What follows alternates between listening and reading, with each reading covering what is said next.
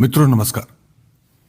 मुस्लिम समुदाय से जुड़े वैवाहिक विवाद के एक मामले में दिनांक 12 सितंबर 2024 को माननीय इलाहाबाद हाईकोर्ट ने निर्णय देते हुए कहा है कि परिवार न्यायालय अधिनियम 1984 की धारा 7 के तहत तलाक की घोषणा के लिए मुकदमा दायर करने की कोई समय सीमा नहीं होती है। दरअसल मुस्लिम समुदाय में जो तलाक होता है वो कोर्ट के बाहर ही ज्यादातर हो जाता है और तलाक के कई तरीके होते हैं। यहाँ तक कि पति अपनी पत्नी को जब चाहे तब एक ही बार में 3 बार तलाक शब्द बोलकर या लिखकर भी तलाक दे सकता है। इसे 3 तलाक कहते हैं और तलाक देने का ये सबसे घटिया व घिनौना तरीका होता है। इसीलिए इस तरीके से तलाक देने को अब वर्ष 2019 में कानूनन अमान्य घोषित कर दिया गया है और अब ये दंडनीय अपराध भी है। इसके लिए मुस्लिम महिला विवाह अधिकार संरक्षण अधिनियम 2019 लागू किया गया है।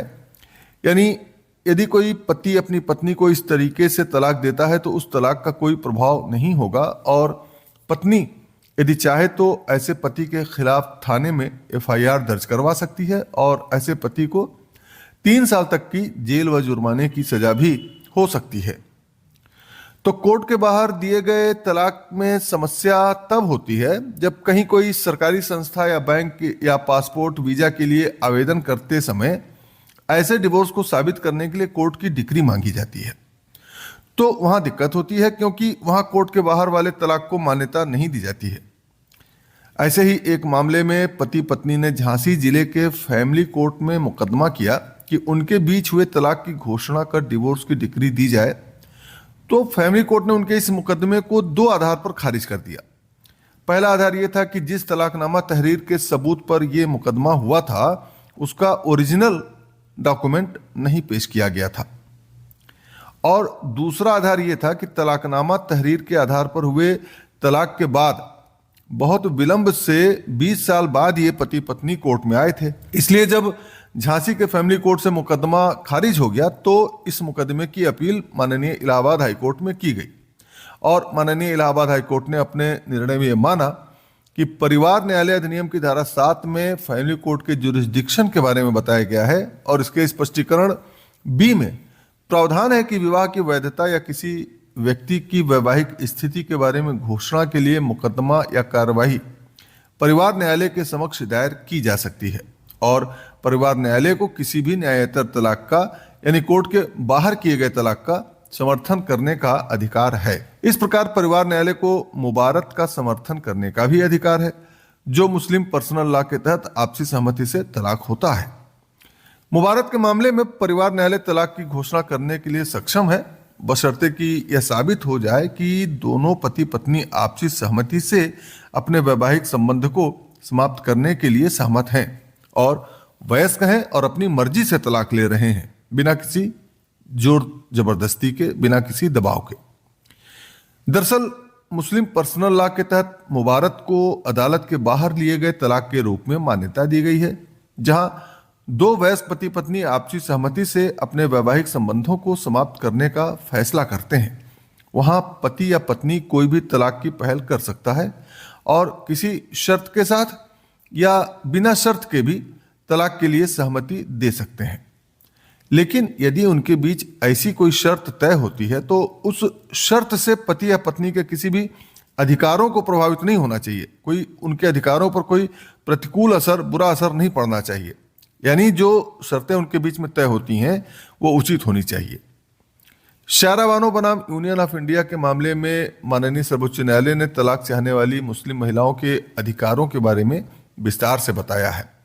इसमें मुस्लिम विवाह विच्छेद अधिनियम 1939 की धारा 2 की उपधारा 9 का उल्लेख किया गया है जिसमें प्रावधान है कि मुस्लिम कानून के तहत विवाहित महिला तलाक के लिए डिक्री प्राप्त करने की हकदार होगी जिसे मुस्लिम कानून के तहत भी वैध माना जाता है।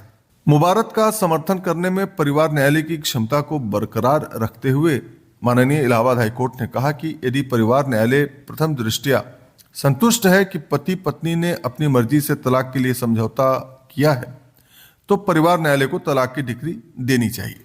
माननीय इलाहाबाद हाईकोर्ट ने इस प्रकरण में यह पाया कि पति पत्नी ने अपनी मर्जी से तलाक के लिए सहमति दी थी और 2 गवाहों ने तलाक और तलाकनामा तहरीर के निष्पादन पर गवाही भी की थी। इसलिए यह माना गया कि फैमिली कोर्ट ने 20 साल की देरी से मुकदमा दायर किए जाने के आधार पर जो मुकदमा खारिज करने का निर्णय लिया था वो सही नहीं था, क्योंकि पक्षकार 1990 से अलग अलग रह रहे थे और मुस्लिम पर्सनल लॉ के अनुसार मुबारत के माध्यम से इन्होंने स्वेच्छा से तलाक भी ले लिया था। परिवार न्यायालय अधिनियम 1984 की धारा 7 में संलग्न स्पष्टीकरण संबंधित परिवार न्यायालय को विवाह की वैधता या संबंधित व्यक्ति की वैवाहिक स्थिति के बारे में, मैट्रिमोनियल स्टेटस के बारे में घोषणा करने के लिए मुकदमा या कार्यवाही पर विचार करने का अधिकार देता है। और इस परिवार न्यायालय अधिनियम 1984 में पक्षकारों की वैवाहिक स्थिति की घोषणा के लिए किए गए डिक्लेरेशन सूट के मुकदमे की कार्यवाही के संबंध में कोई समय सीमा निर्धारित नहीं की गई है।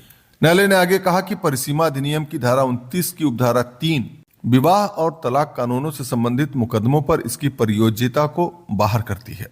पक्षकारों की वैवाहिक स्थिति की घोषणा का दावा समाज के मूल पर प्रहार करता है और यदि इस तरह के निर्विवाद घोषणात्मक दावे को विलंब के तकनीकी आधार पर खारिज कर दिया जाता है तो उक्त कल्याणकारी कानून का उद्देश्य और मूल भावना प्रतिकूल रूप से समाप्त हो जाएगी।